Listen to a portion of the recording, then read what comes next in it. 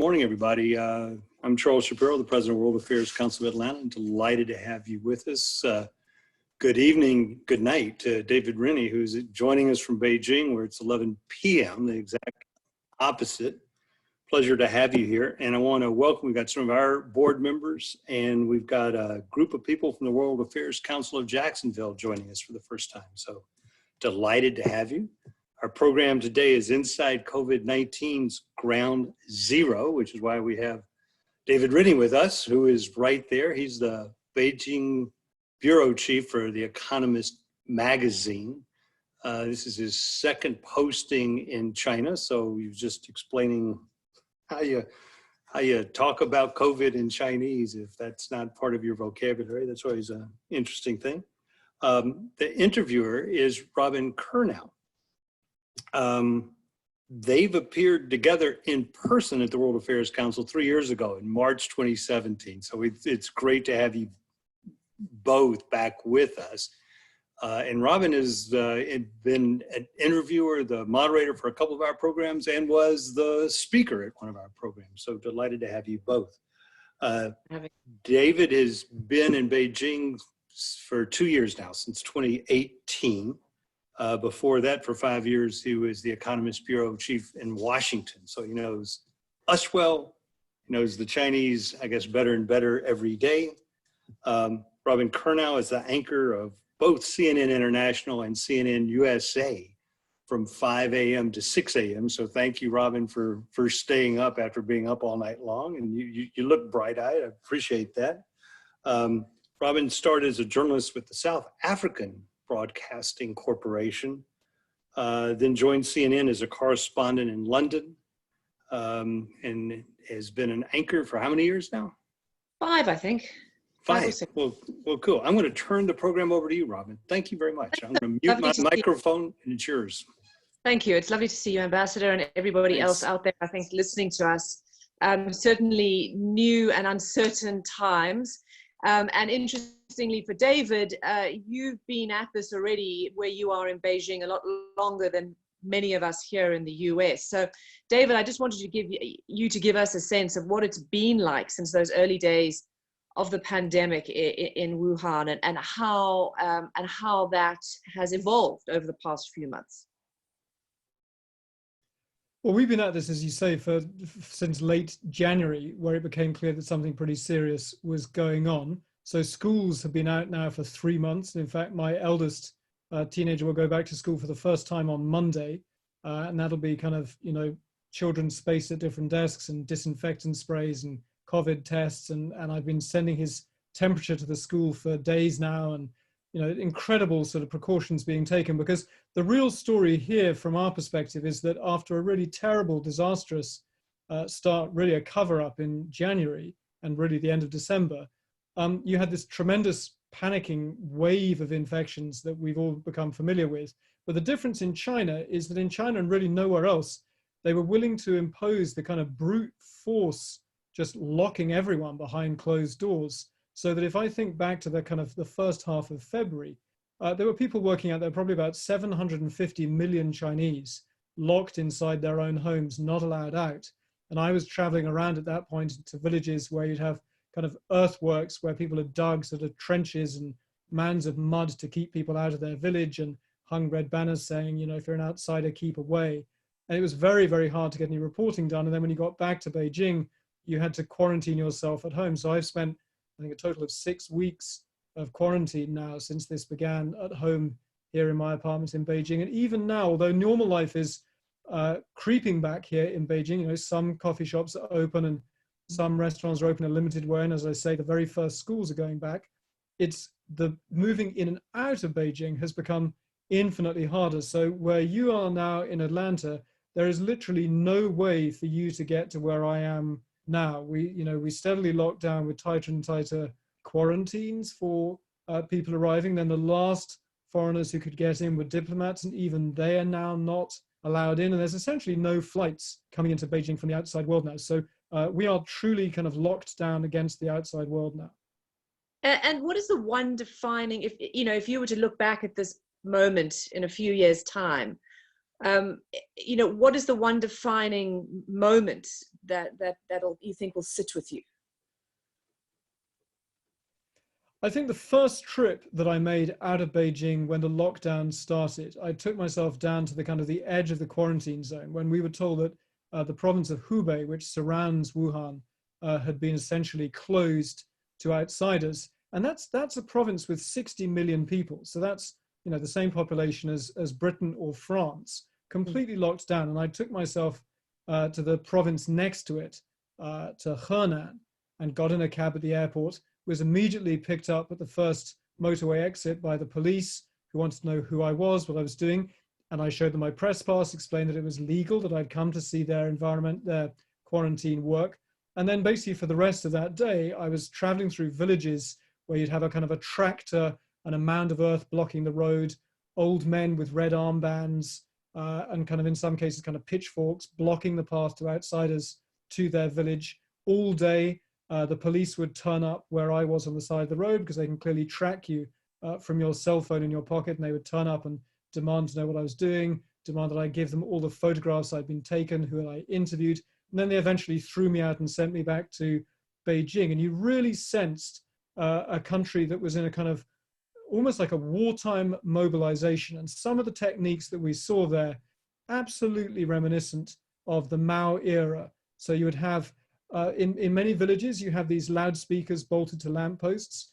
And, you know, in normal times, every evening they crackle to life and you get a news bulletin, the official state evening news. But at the moment in these villages, you're getting 10 hours a day of propaganda broadcasts about what to do, what you're not allowed to do. And it's very kind of loud, and you have these red banners hanging from the trees, hanging from the sides of buildings, you know, telling you not to go out, telling you what to do. You have party members in red armbands. And so it is all actually pretty much supported by the Chinese public. They want to be safe from this disease that frightens them very much. But as an outsider, particularly if you've seen kind of movie footage or newsreel footage of the Cultural Revolution and that kind of mass mobilization, to see it in 21st century China with the overlay of high technology and the smartphones and the health apps and the scanning of the QR codes is this very, very strange mixture of, you know, an old man in a kind of blue cotton jacket with a red armband, but he has a digital thermometer this time and is demanding to see your smartphone health app to see where you've been. So it's this kind of 1960s crossed with a kind of dystopian science fiction kind of mood. It's a very, very strange experience. And out of all of the lessons that you think the Chinese government and Xi Jinping has learned from this, what do you think is going to remain out of all of that as society peels back perhaps to some sense of normalcy, that there is something, you know, some of this will be kept and some of this will be discarded? What do you think is going to remain? So if we think back to that disastrous beginning where you had doctors trying to warn their colleagues that there was this new disease that seemed to be very dangerous, and they were punished, they were told to be quiet, some of them were threatened by the police. You had people trying to get test results on the DNA of this virus. Those results are being destroyed. You really had a kind of an absolute cover-up by Communist Party officials in Wuhan, where this was first found back in December and January. Now, clearly, The Economist magazine, we would draw a very clear lesson from that, which is that an autocratic one-party system, where you have systematically kind of closed investigative newspapers, you've increased censorship, you've silenced independent-minded lawyers, and what you've really done is removed the checks and balances, the very limited checks and balances that did exist in modern China, and you've really given the Communist Party absolute authority.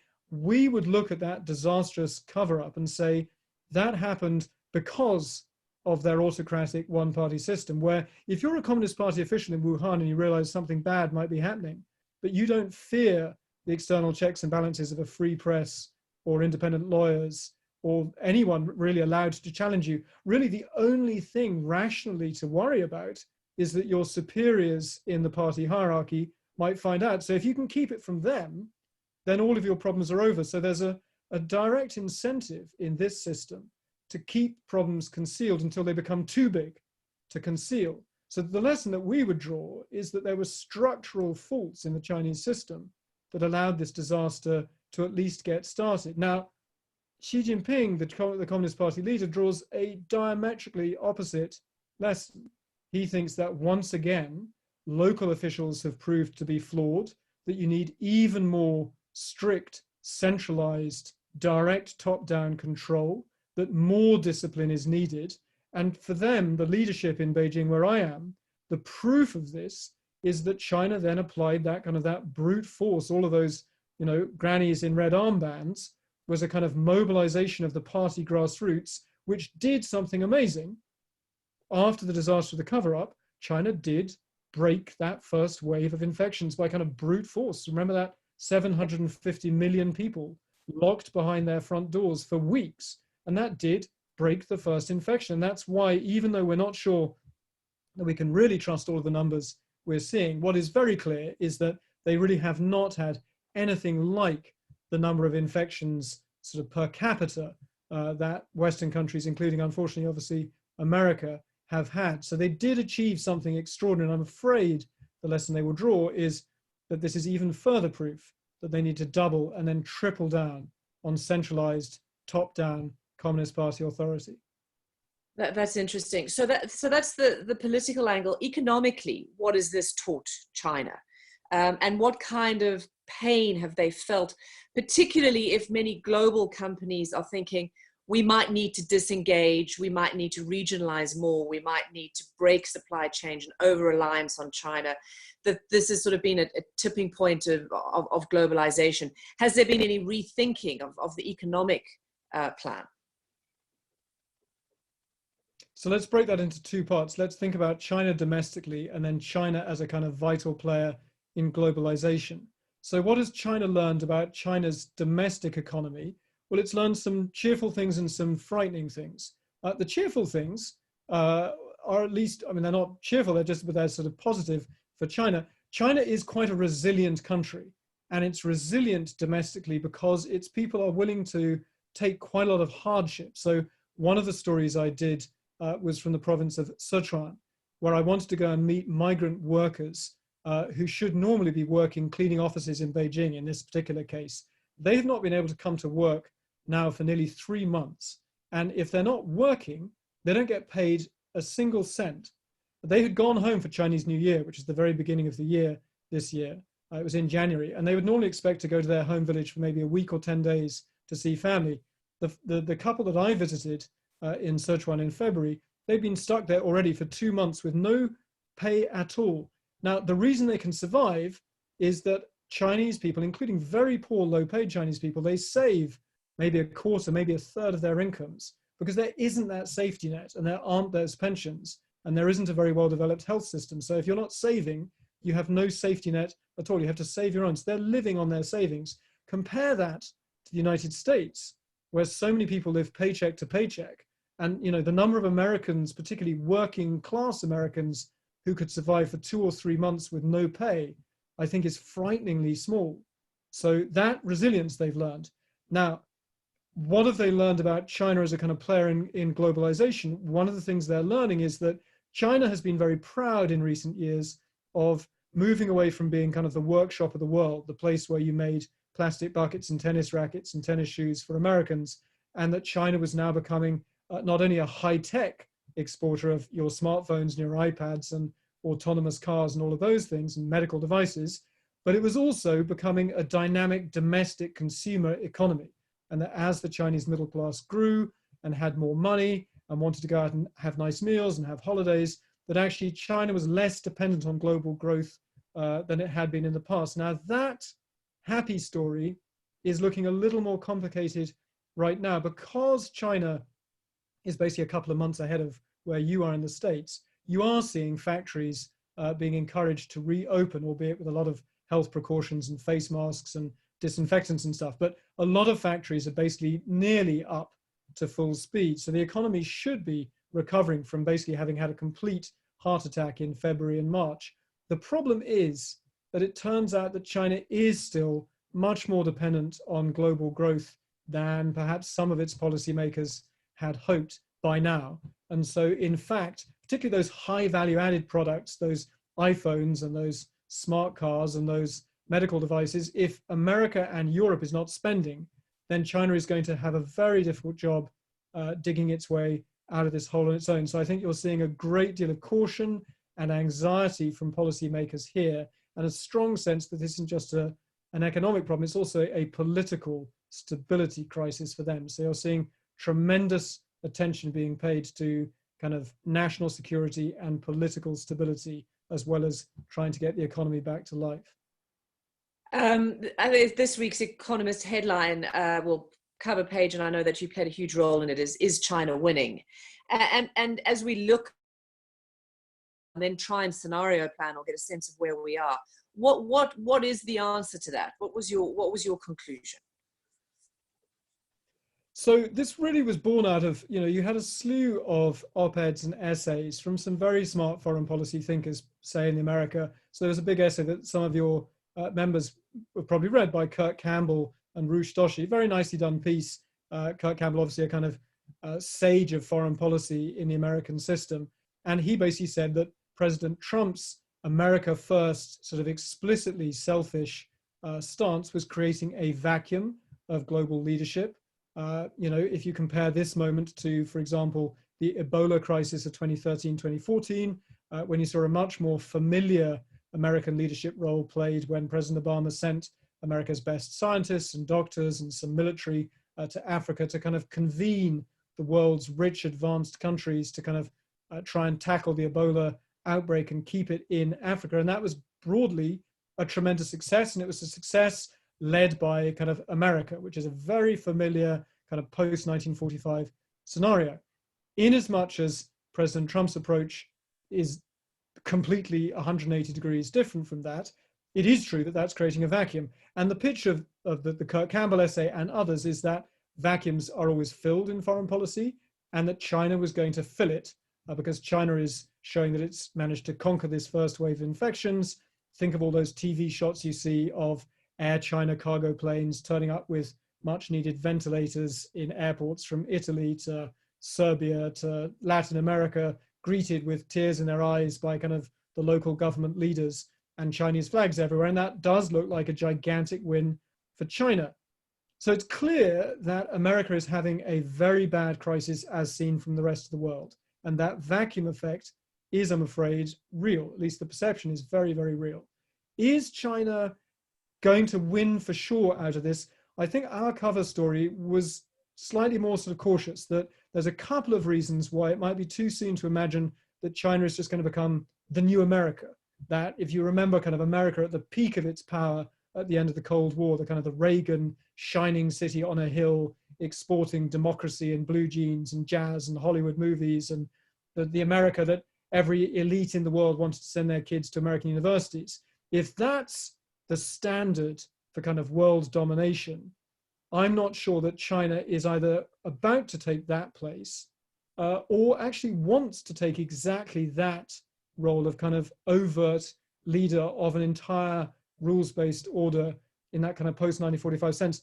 One reason is we don't know how this virus crisis is going to end and whether China is going to end up actually getting blamed for some of its more aggressive behavior, blamed for that cover-up, blamed for the fact that some of this, those cargo flights with those ventilators, actually they were selling them, they weren't donating them. So maybe China hasn't been as generous as it's saying, and it's being quite clumsy in its diplomacy. So that's one part of it. The other part of it is, does China want to be a shining city on a hill whose universities attract the elites of the world? I'm not sure China does. China wants something, for the moment at least, a bit more selfish, a bit more opportunistic.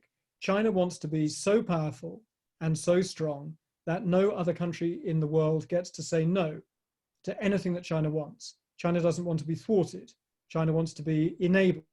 China wants to have clients. It wants to co-opt the United Nations and other structures, but not necessarily because it wants to completely demolish them and start again. It just doesn't want any constraints on what China wants. So I think the image that I contributed to the cover leader this week was, rather than saying that China has a plan to construct an entirely new rules-based order from scratch kind of right now, I think that China is pushing hard on the rotten, wobbly timbers of that American-designed post-1945 world order, so that it's no longer capable of constraining what China wants to do in the immediate future. So it's not a particularly cheerful thought, but I don't think it's necessarily going to be, you know, a Reagan-style shining city on a hill. It's more kind of China first, matching Donald Trump's America first, than anything trying to match kind of Ronald Reagan's city on a hill. Which in many ways, we were seeing shades of that before this. And, you know, there was an understanding that there was a vacuum, that American leadership was shifting, and there was a China that was resurging.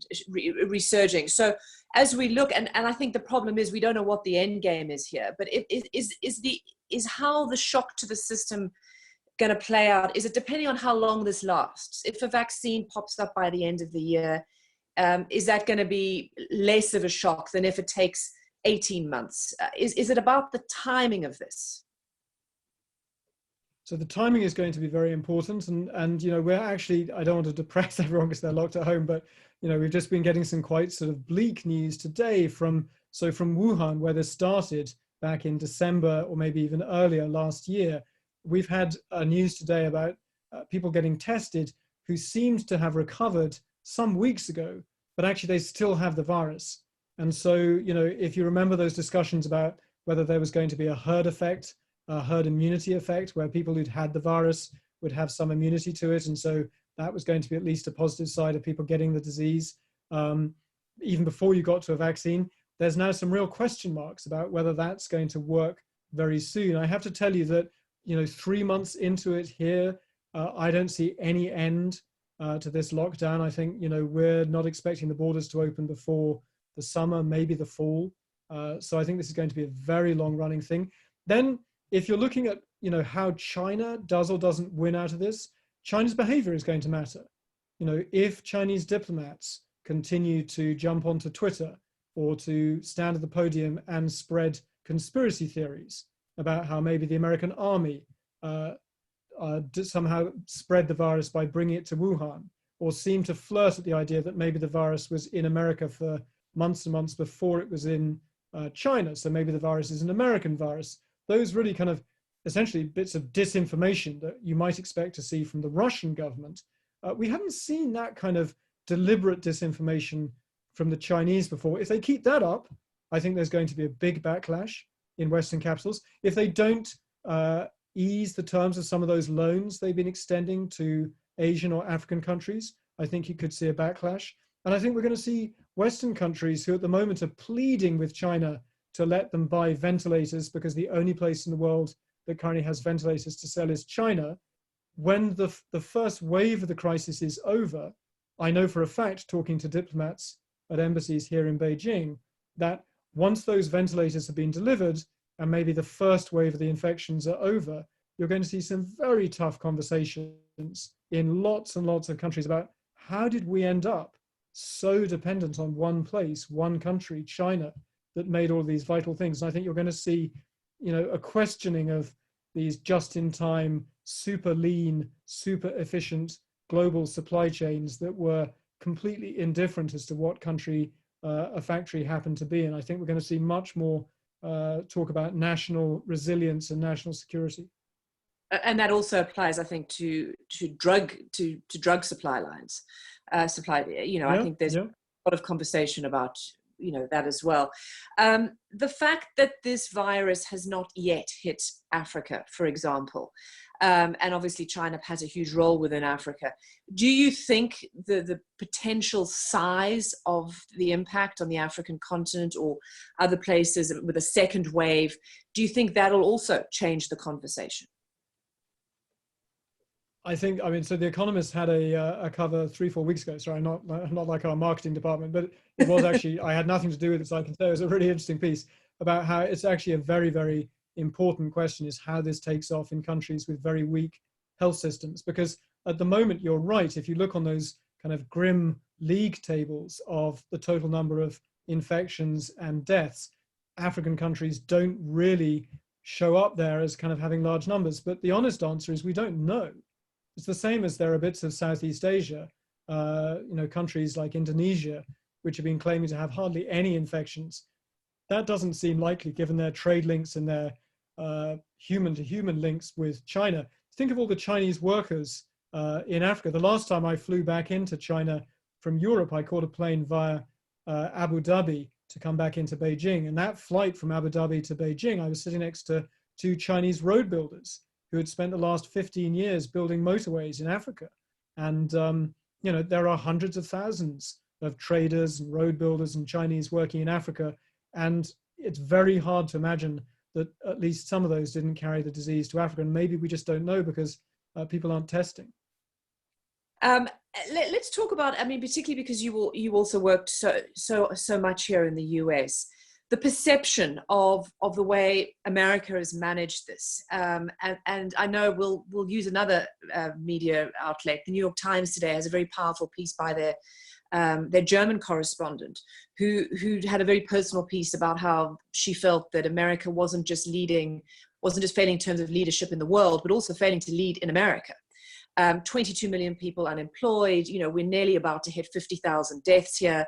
And it certainly doesn't seem unstoppable because here, even in Georgia, it looks like people are going to be going to get their hair done tomorrow and perhaps a manicure and go to gym on Saturday morning. So how has this management of the American crisis played out in places like Beijing? The honest answer, and I hate to say this because it's not you know, nice to hear if you're an American. You know, my kids are American and I love America. I've spent many years there. America looks terrible, seen from the outside world. The Chinese propaganda machine, which here in China covers up and censors bad news, takes absolutely full advantage of the fact that America has a free press. And so every time the American free press does exactly what it should be doing, which is trying to hold the government to account at the federal level and the state level and expose problems and report on why hospitals weren't ready, didn't have ventilators, you know, all of the stories that your members are reading every day and seeing on the TV every day, those are all packaged and delivered by the propaganda machine here to the people of China. And the story that the people of China are being told is a very simple and powerful one. And like all of the best propaganda, it has, unfortunately, an element of truth to it. And that story is, you, the Chinese people, we, the Chinese nation, we sacrificed ourselves for weeks. We locked ourselves behind our doors at tremendous human and economic cost in order to buy the world precious time to get ready for this virus. And America, the richest, proudest, and most arrogant country in the world, took those weeks that we gave them and did nothing, squandered all of them. And now America has descended into a partisan fight where one side doesn't believe any facts of the other, where the reputation of doctors is believed or not believed, depending on what political party someone supports. And the message from the Chinese propaganda machine to the Chinese public is, you see, didn't we always tell you that Western democracy, as exemplified by America, is messy and corrupt and enables the powerful to get what they want and doesn't work and is inefficient? How much safer do you feel in a one-party authoritarian top-down China? We're seeing reports of Chinese students. Remember, there are 360,000 Chinese students at American colleges, and every day we see reports about them longing to come back from America to China. They actually currently can't, because remember, those flights aren't there, and there's a lot of pressure from the Chinese government for them not to come back, even if they have Chinese passports. But I interviewed a nationalist blogger with a lot of followers, millions of followers, last week, and he said to me, he's Harvard educated, but very nationalist, and he said, if you want to know who's winning and who's losing, look at the fact that Chinese students at places like Harvard, they are desperate to get back to China because they feel they're unsafe in America because it's so badly run, and they would be safe if they could only get back to China. That's the message that the world is hearing. Now, some of that is desperately unfair because they're taking advantage of your free press when they have a censored press here. But I have to say, you know, I'm also British, and, you know, Britain, you know, likes to think of itself as one of America's closest and best allies. I think Britain looks at what's happening in America right now and is kind of incredulous at why such a powerful and successful country doesn't seem to have a better handle on this. So there's no way to sort of to silver plate it. America is having an exceptionally bad crisis as seen from the rest of the world. And is this because it's uniquely seen through the lens of a Trump presidency, or do you think it's points the world understands that many of those divisions that brought President Trump to power were there already? The deep partisanship just seems to be amplified by this virus, strangely enough. So if you remember when we talked, 3 years ago when I came to Atlanta, in the days when one could come to Atlanta and actually go somewhere and get on a plane. And we talked about, some of the forces that elected President Trump. And I think back then, it was very fresh and everyone was still asking themselves, how did this happen? What were the sort of, why did his voters believe perhaps some of the promises that he was making that, experts kept saying, couldn't be delivered? Well, you're having, to an amazing extent, it's still 2016. The rest of the world is looking at the news footage of the, the Liberate, Minnesota protests, or the Liberate, whatever state it is, and the kind of the huge pickup trucks and the people with assault rifles and American flags and Make America Great Again baseball caps. And, the world is asking, why do those people not see that President Trump doesn't seem to be doing a very good job of handling this virus? Why are his supporters not deserting him? Now, some of that may be, the world taking a simplistic view of how American politics works, but I think that same sense of bafflement and worry from friends of America and glee from America's enemies that you saw back in 2016 is happening all over again. So, I think the big question also is that this is an election year. So in many ways, a lot of these, again, partisan issues are amplified just because it's an election year. As Beijing watches this, and as Americans go to the polls this year in the middle of this virus, what for Beijing would be the best outcome? Who would they prefer? A Biden in the White House, or the same Trump chaos in many ways that perhaps plays into their agenda in the same way it does for Putin, for example? So because I was in America for so long, I have a lot of these conversations with Chinese officials and Chinese scholars and Chinese kind of academics, even Chinese kind of newspaper editors, and they're very interested to kind of talk about this stuff. And the truth is, it's kind of divided. So if you were to go to, the most technocratic, open-minded, globally kind of open bits of the Chinese machine, the finance ministry or the central bank, the economic reformers, the people who see China's future as a kind of a champion of globalization, building 5G networks and nuclear power stations around the world, inasmuch as they are very wistful for the time when countries like America wanted to engage with China and have kind of economic partnerships, I think they do see Vice President Biden as someone who they recognize as kind of the old Washington kind of consensus about the value of free trade, the value of globalization, the value of engagement and cooperation. So they are, I think, those kind of liberal, reformist, elite, economic-minded Chinese in the machine would like to see Vice President Biden win the election. The other camp, though, the kind of the more national security camp, so this would be scholars, perhaps who were army officers who are now in kind of government think tanks, doing national security, doing strategy, some actually serving officials, so you get to know well enough to have a kind of candid conversation with them. They are pretty open, not in public, but in private, that they would love another 4 years of President Trump. Why? Because if you ask them, they say because President Trump is destroying the West. So bring it on, 4 more years, we'd love it. Look at how he's falling out with his allies in Asia. Look at how he's demanding that South Korea pays 4 times more for the presence of American troops in South Korea, to the point that that's making South Korean public opinion turn against the presence of American garrisons in South Korea. Look at how he's humiliated Prime Minister Abe in Japan several times by seeming to leave Abe kind of out on a limb on some pretty important issues to do with trade or North Korea. Inasmuch as President Trump has made it very clear that he's not particularly interested in the democracy protests in Hong Kong, he's almost said nothing about them, but when he did say something about them last year, he said they seem to be riots to me, which was a word the Chinese government uses about them. He said, Beijing probably has to crack down on it. It's not my problem. It's Beijing's problem. He hasn't really said a word about the Muslims being locked up in Xinjiang.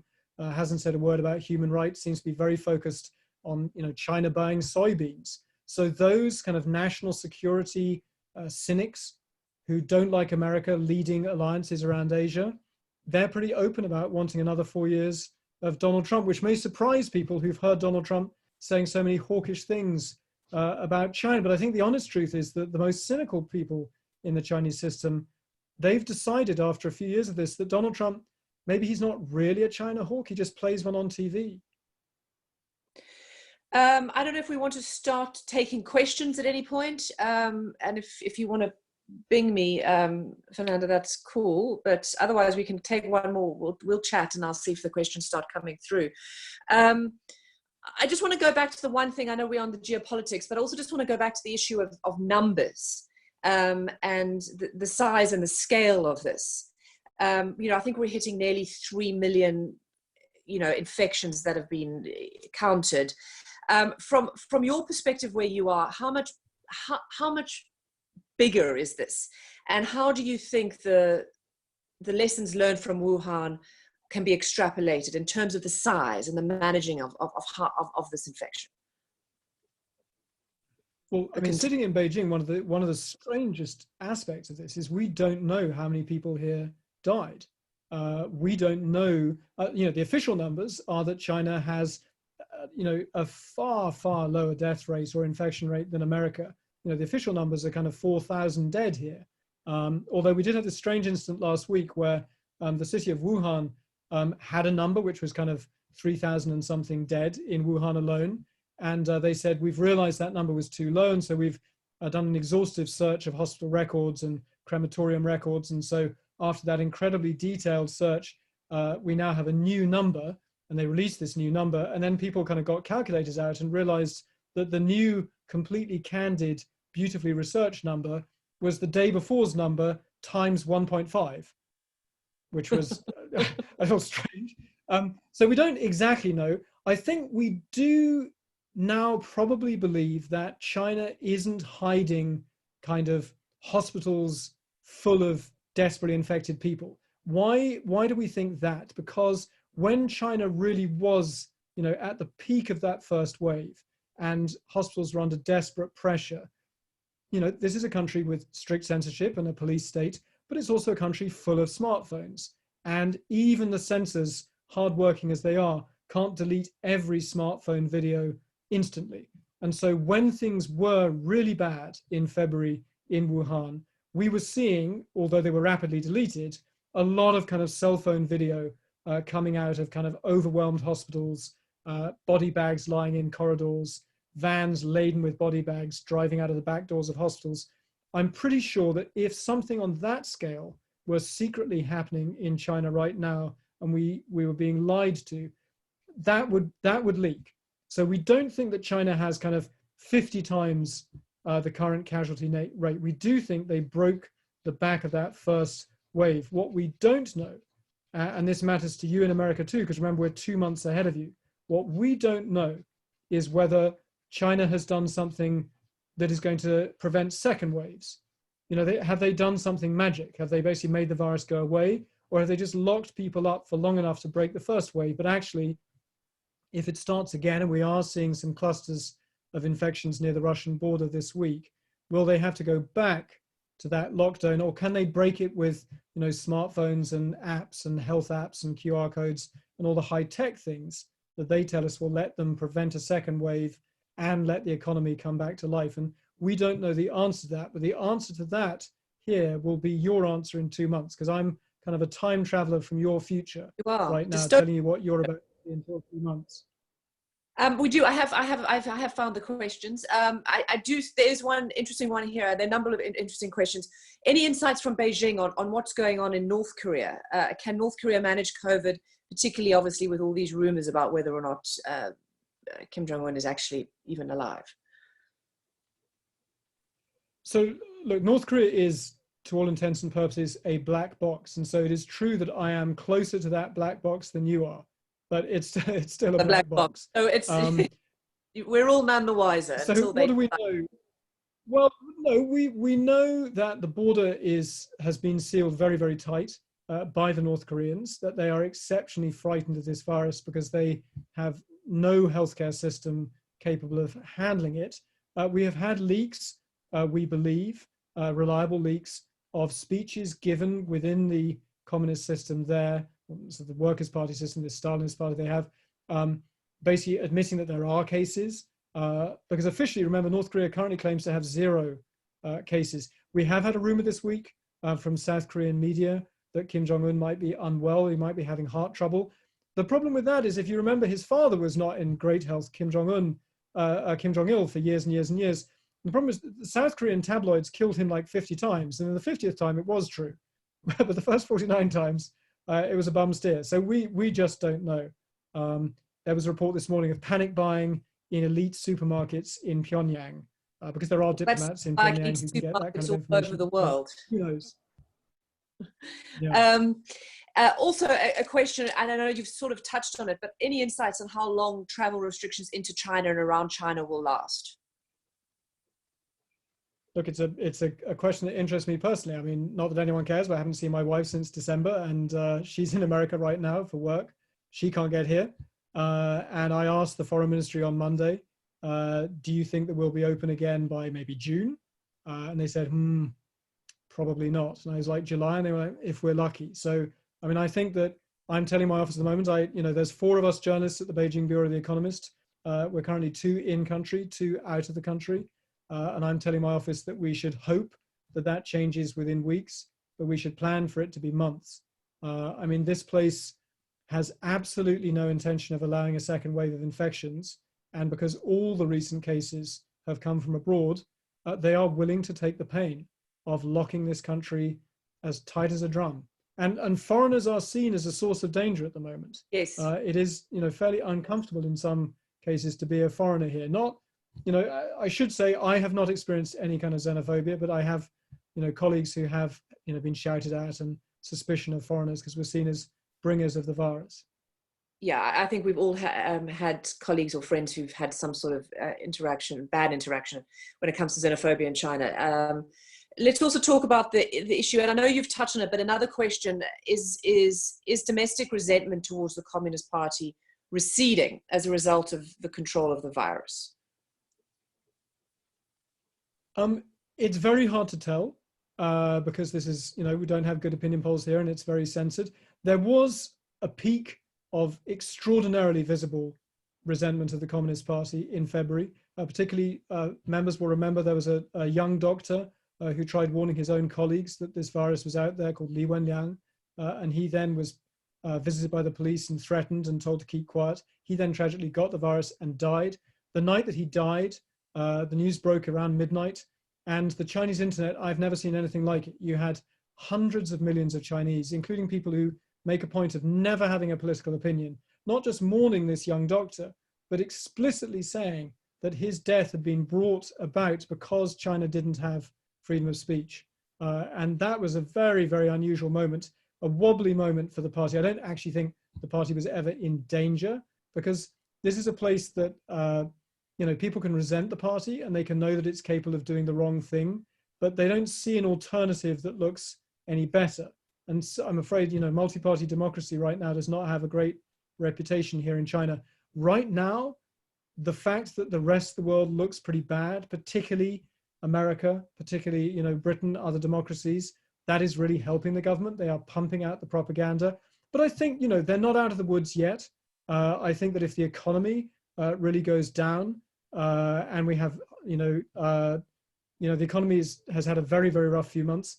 If it doesn't recover, then you're seeing a very, very clear focus from the leadership on political stability and national security. And I think, it'll be rough.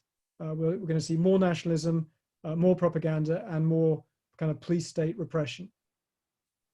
Charles, are you okay? Do you want to put your hand up and just say, are you okay with one more question or 2 more questions, or do you want to wrap up? We're good. So yeah, we can keep on going then. So there is also a question from somebody who says that they have some colleagues or friends in Shanghai and that it seems like life is a little bit more easier there. Do you feel like there are greater restrictions in Beijing because it's the capital and the party leadership lives there? They've answered the question. Yes, exactly. That's it. Yeah, Shanghai is the commercial capital. It's much more relaxed there. I have colleagues in Shanghai who are able to go to neighborhood cities, like Nanjing on the train, come back the same day. If I were to leave Beijing to go to Shanghai now, I would have to do 14 days of quarantine when I got to Shanghai in a hotel room. And then if I got back to Beijing, I would have to do 14 days of quarantine when I got back to Beijing. To go anywhere in the city here in Beijing, you have to have your temperature taken all the time. You have to scan a QR code with your smartphone. You have to then show the security guard that your phone company tells the security guard where your phone has been for the last 14 days. And if you don't want to do that, then you don't get to go into that restaurant or that shopping center. And so unless you can show the security guard by asking your smartphone to reveal your travel for the last 14 days, and unless that says this person has not left Beijing for the last 14 days, you're not getting in. So it's very, very tight, very strange here. With that in mind, I mean, that's the kind of authoritarianism, the sort of technology merged with sort of, the Maoism, that is probably going to stay, do you think, even if there was a magic bullet, a vaccine that popped up tomorrow? Look, the Communist Party has made no secret of the fact that the idea of knowing where everyone is all the time is exactly what it wants. And so, they were building facial recognition cameras and QR codes and scanning us with our phones already. I think we should be careful not to say that all of this high-tech control and lockdown, if it's effective, proves that dictatorships work, because there are some democracies that have been using pretty similar technology. So South Korea, which is a democracy, multi-party democracy, they've been using smartphones to track where people are. Hong Kong, which has more freedom than the mainland, have been using smartphones to track where people are. The difference is that they haven't been doing these extremely kind of brute force, massive lockdowns. They've been using the technology to try and avoid that brute force aspect. So this is kind of high technology surveillance with Chinese characteristics.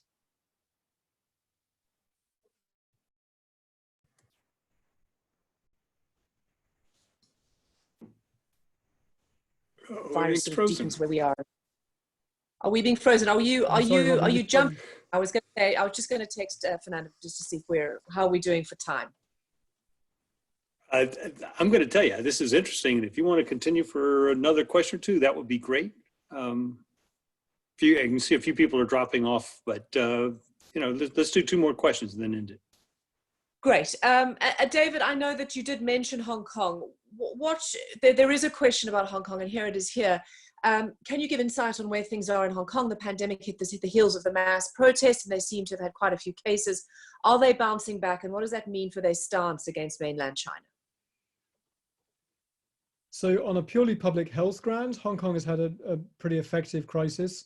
They managed to lock the place down. They did some of the same kind of contact tracing that you saw in Singapore, really pretty smart stuff that where someone was infected, they managed to trace all the people they'd met. So Hong Kong has actually kept their numbers pretty low. That's the public health story. The politics part is a lot less cheering. This week, we saw the mass arrests of 15 democracy leaders, including real kind of fathers of the kind of the rule of law, very well-known kind of British trained barristers like Martin Lee, who's now 81, who some of your members will remember as this kind of very prominent figure helping to design the post-British, post-colonial kind of constitutional order that was supposed to make Hong Kong much more of a kind of Western style city than anything you see in the mainland. He was arrested along with 14 others for their involvement in a street protest that was an entirely peaceful but not authorized protest last year. We then saw the Central Government Liaison Office in Hong Kong expressing some opinions that seemed to be matters for the Hong Kong government to decide. And when people said, well, hang on, the central government is meant to be kind of arm's length, because remember, one country, two systems, they said, no, we're not bound by that. And so there is a sense that the Chinese central government is taking advantage of the fact that the world is very distracted by the coronavirus. and that in their view, as Chinese officials have told me to my face, they don't believe that President Trump deep down cares at all about democracy protests in Hong Kong. And so why not take advantage to grab some terrain while the world is looking the other way? A question referencing the US, and I know we had this chat about Biden or Trump for 2020, but this question is, it's a little bit long, so I'm gonna sort of skip around a bit. Democratic candidates in the US are having to be seen to be tough on China to compete with Trump. That tends to be the case every election year, but the downward trend seems to go deeper. Is there the possibility of a new relationship, something that can be salvaged with a new president, President Biden, or is that now too deeply entrenched among the elites on both sides? That's sort of a abbreviated version of that question. Yeah. So look, that's right. Look, I mean, I covered the 2012 election, and I remember President Obama attacking Mitt Romney for the fact that when he'd been a businessman at Bain Consulting, they had sent jobs to China. And China bashing is a kind of a grand old tradition of American presidential elections. What's different this time, I think, is that the level of trust has really collapsed, even since I left Washington 2 years ago. I think that the working assumption in Beijing is that America wants to contain China and hold it down.